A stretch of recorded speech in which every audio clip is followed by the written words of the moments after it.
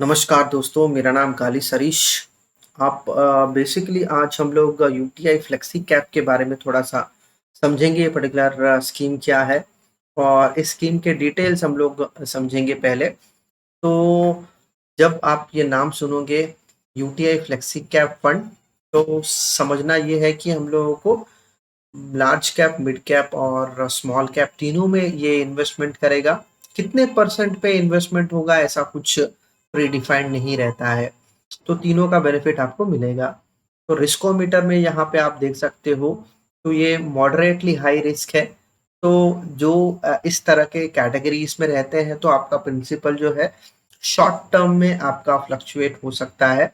तो over a period of time आपको थोड़ा समय देना पड़ेगा। तो इसके लिए देखिए, यहाँ पे आपको इन्वेस्टमेंट होराइजन जो है आपको कम से कम 5 साल रुकना पड़ेगा। बट यदि आप मुझसे पूछते हो तो कम से कम आपको इस पट ऐसे कैटेगरी ऑफ फंड्स के लिए आपको 8 साल से 10 साल रुकना बहुत ज़्यादा ज़रूरी है, जिस वजह से आपको एक अच्छा रिटर्न मिल सकता है long term point of view से। तो इसमें थोड़ा-सा हम लोग समझते हैं कि ये पर्टिकुलर स्कीम के बेसिक फीचर्स क्या है। लमसम देखो, आप मिनिमम आप इन्वेस्टमेंट अगर करना चाहते हो, तो आप 5,000 से कर सकते हो। मिनिमम एसआईपी अमाउंट आपको इन्वेस्टमेंट करना है, तो आपको यहाँ पे 500 जो है कर सकते हो। सो 5,000 लमसम, 500 जो है एसआईपी। एग्जिट लोड 1 साल के अंदर आप आपका पैसा अगर आप निकालते हो, तो उस पे आपको एग्जिट लोड लगेगा। कोई लॉक इन पीरियड नहीं रहेगा, क्योंकि ये ईएलएसएस जैसे स्कीम नहीं है, इक्विटी स्कीम है। यहाँ पे आप जो है कभी भी आप पैसा निकाल सकते हो। बट डेफिनेटली इसका मतलब ये नहीं है कि आप पैसे कभी भी निकाल सकते हो। आप इस इन्वेस्टमेंट होराइजन को आप बिल्कुल मिस मत करिएगा। तो वो पॉइंट को समझना बहुत क्रूशियल रहता है, क्योंकि म्यूचुअल फंड इन्वेस्टमेंट के बेसिस पे हम लोग प्लान करते हैं। आपका एक क्लियर गोल से रिलेटेड उस पर्टिकुलर फंड को हम लोगों ने चूज करना है। तो हिस्टोरिकली आप देखो इस पर्टिकुलर फंड ने कैसा आपको रिटर्न दिया है। देखिए, सब्सटेंशियली इस पर्टिकुलर फंड ने काफी बड़ा ग्रोथ हम लोग देख रहे हैं। आप अगर इस पर्टिकुलर फंड के रिटर्न्स आप देखोगे, तो 1 साल, 2 साल, 3 साल और 5 साल और क्वार्टर बाय क्वार्टर आप अगर देखते हो, तो देखिए आपको इस हिसाब से दिख रहा है। तो पिछले 6-7 क्वार्टर्स कंटिन्यूसली अच्छे रिटर्न्स देखने को मिल रहे हैं इस पर्टिकुलर फंड के।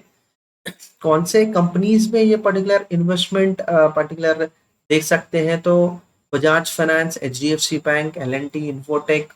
सो पूरा कैटेगरी देखो, आप एक एक करके अलग अलग कैटेगरीज में इन्वेस्टमेंट है। तो काफी बड़ा लिस्ट है। पूरे पूरे इस पर्टिकुलर पॉइंट को हम लोग अच्छे से समझेंगे। सो काफी बड़ा लिस्ट है। तो ओवरऑल पर्टिकुलर कितना पैसा कहाँ पे डाइवर्ट हो रहा है, तो आपको ये बाइफर्केशन देखिए। इक्विटी में 97.58% है।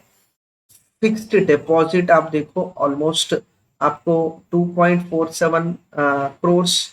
और कैश इन हैंड आप देखो, कम से कम कुछ 570 करोड़ का जो है अमाउंट कैश और कैश इक्वलेंट में पैसा इन्वेस्टमेंट हुआ है। और राइट्स में देखो आप 3.6। सो ये जो पैसा जो है इस तरह से पूरा इन्वेस्टमेंट डाइवर्ट हुआ है। तो काफी बड़ा फंड है ये।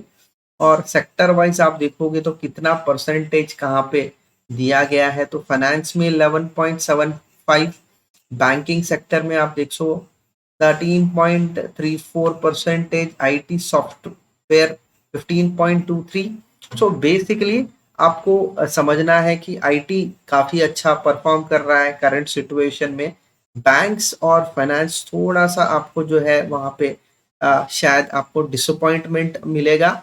बट डेफिनेटली जो पर्टिकुलर सेक्टर जो डाउन है, उसमें अगर हम लोग इन्वेस्टमेंट करते हैं, तो वो भी एक काफी फायदा वाला ना रहेगा आगे जाके, क्योंकि लॉन्ग टर्म इन्वेस्टमेंट हो रहा है हमारा। तो देखिए, अलग अलग सेक्टर्स में थोड़ा थोड़ा पैसा इन्वेस्टमेंट हुआ है। देखिए, फार्मा रिलेटेड कंपनीज में भी इन्वेस्टमेंट हो रहा है, ऑलमोस्ट 11% तक इन्वेस्टमेंट हुआ है। तो एक डाइवर्सिफाइड पोर्टफोलियो है, छोटा छोटा करके ये पर्टिकुलर स्कीम ने हर एक सेक्टर में थोड़ा थोड़ा इन्वेस्टमेंट किया है। और डिटेल देखेंगे पर्टिकुलर स्कीम का डिफरेंस आप देख सकते हो, फंड का बेंचमार्क के साथ किस तरह से बाइफरकेशन है। तो यहाँ पर हम लोग देख रहे हैं 2016 ने बेंचमार्क सो बेसिकली बेंचमार्क को इसने बीट नहीं किया है। 2017 में भी इस पर्टिकुलर फंड ने बेंचमार्क को बीट नहीं किया है। सो मेजर टर्न अराउंड इस पर्टिकुलर फंड का ये है कि 2018 से इस पर्टिकुलर फंड ने कॉन्स्टेंटली बेंचमार्क को बीट करना शुरू किया है। देखिए आप 2018, 2019 और 2020 ये तीनों साल में कॉन्स्टेंटली फंड ने बहुत अच्छे से आउट परफॉर्म किया है। तो ये एक मेजर टर्न अराउंड है इस पर्टिकुलर फंड का। और यहाँ पे आप देख सकते हो डेफिनेटली अभी तक ये पर्टिकुलर साल में ये बेंचमार्क को अभी भी बीट नहीं किया है, बट डेफिनेटली ये एक अच्छे पॉइंट पे ये पर्टिकुलर फंड है। लॉन्ग टर्म इन्वेस्टमेंट के लिए आप इसको यूज कर सकते हो। तो यहाँ पे आप देख सकते हो अल्फा जनरेशन 3 इयर्स का बीटा देखो आप मार्केट से कम रिस्की है। नॉर्मली जब बीटा 1 से ज्यादा रहता है तो वो मार्केट से ज्यादा रिस्की हम लोग उसको समझते हैं। तो 1 से ज्यादा है। तो मिनिमम 3 इयर्स का एक टाइम होराइजन के हिसाब से हम लोग देख रहे हैं। तो यहाँ पर आपको पता चलेगा कि शार्प रेशियो जो है प्लस में है, तो डेफिनेटली अच्छी बात है। स्टैंडर्ड डिविएशन 21 का बता है, यहाँ पर मेंशन हुआ है पिछले 3 साल का। तो जब भी इतना स्टैंडर्ड डिविएशन रहता है तो मोस्ट प्रोबेबली आपने इन्वेस्टमेंट जो है एक SIP की तरह से ही आपने करना है। तो यदि आपको ये सर्कल पॉइंट्स के साथ आपको म्यूचुअल फंड में इन्वेस्टमेंट करना है, बट आपको एक प्रॉपर गाइडेंस चाहिए, तो इस वीडियो के डिस्क्रिप्शन में आपको एक लिंक मिलेगा। उस लिंक के साथ आप अपना इन्वेस्टमेंट प्रोसेस कर सकते हो। वहां पे आप पूरा का पूरा जो है इन्वेस्टमेंट आप वहां पे ट्रैक कर सकते हो। और डेफिनेटली आपको कुछ सपोर्ट चाहिए तो मैं हमेशा आपके साथ बिल्कुल रहूंगा। तो यहाँ पे आप देख सकते हो कौन से लोकेशन में कितना इन्वेस्टमेंट हो रहा है। तो यहाँ पे आप देख सकते हो लार्ज कैप इन्वेस्टमेंट में ही देखिए इन्वेस्टमेंट ज्यादा हो रहा है। तो यहाँ पे स्टॉक्स में देखो आप 95.58%। सो आज के समय में इस पर्टिकुलर फंड हाउस ने देखो आप ये देखिए यहाँ पे आपको ग्रोथ ओरिएंटेड एस्पेक्ट्स में है।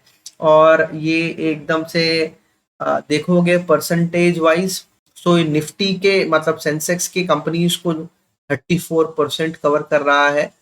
लार्ज कैप मतलब शुरुआत के 100 कंपनीज में 36% कवर कर रहा है। मीडियम साइज कंपनीज जो है 27% कवर कर रहा है। सो आइडियली आप ये पूरे इसको देखोगे तो डेफिनेटली एक आपको एक आइडिया मिलेगा कि एक डाइवर्सिफिकेशन है, बट बहुत ज्यादा हाई रिस्क नहीं लिया गया है। क्योंकि आप पूरा पोर्शन अगर आप देखोगे तो ऑलमोस्ट आपका जो है 70% के करीब आपका जो है इन्वेस्टमेंट लार्ज कैप कंपनीज में ही इन्वेस्टेड है। थोड़ा सा पोर्शन जो है आपका मीडियम कैटेगरी इसमें इन्वेस्टमेंट हो रहा है। तो थोड़ा सा आपको डाइवर्सिफिकेशन डेफिनेटली है इस जगह पर। बट यहाँ पर अगर हम लोग देखेंगे तो डिफरेंट डिफरेंट सेक्टर्स को इस पर्टिकुलर फंड ने कवर किया है।